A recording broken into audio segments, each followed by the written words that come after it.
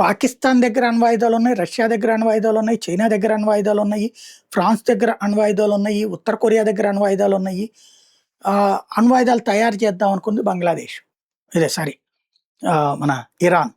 అది చేద్దాం అనుకుంటుండగానే భవిష్యత్తులో ప్రమాదం అని పేల్చేస్తుంది ఓ పక్కన అమెరికా, ఇజ్రాయెల్ కలిసి.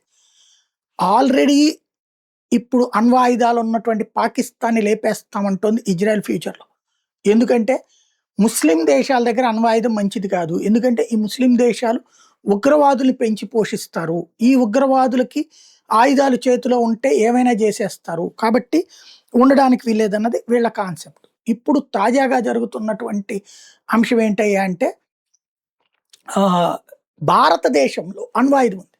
ఇప్పుడు అమెరికా, ఇరాను, ఉత్తర కొరియా, పాకిస్తాను, తర్వాత రష్యా, ఇట్లాంటి దేశాల నుంచి థ్రెట్ ఉంది అని చెప్పుకొచ్చింది, నివేదిక ఇచ్చింది. బట్ అణ్వాయుధాలు ఉన్న భారతదేశం ప్రస్తావనే లేదు. అంటే భారత్ ఒక అద్భుతమైనటువంటి ప్రజాస్వామ్యం, ఒకళ్ళు పోతే ఇంకొకళ్ళు పవర్లోకి వస్తారు, కానీ మన సైన్యం మీద రాజకీయ అధికారమే ఫైనల్. మన సైన్యం పాకిస్తాన్ లాగానో, శ్రీలంక లాగానో, నేపాల్ లాగానో, బంగ్లాదేశ్ లాగానో విచ్చలవిడిగా ప్రవర్తించే సైన్యం కాదు, జవాబుదారీతనంతో కూడినటువంటి సైన్యం.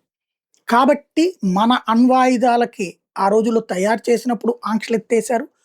ఇప్పుడు ఇరాన్ మీద చేస్తున్న తరహాలో మన మీద దాడులు చేయలేదు. మనం దాదాపు 180-190 దాకా అణ్వాయుధాలు తయారు చేసుకున్నాం. మనల్ని థ్రెట్గా ఫీల్ అవ్వట్లేదు, చైనా ఫీల్ అవ్వట్లేదు, అమెరికా ఫీల్ అవ్వట్లేదు, రష్యా ఫీల్ అవ్వట్లేదు. ఎందుకంటే మన దగ్గర బాధ్యతాయుత తత్వం ఉంది.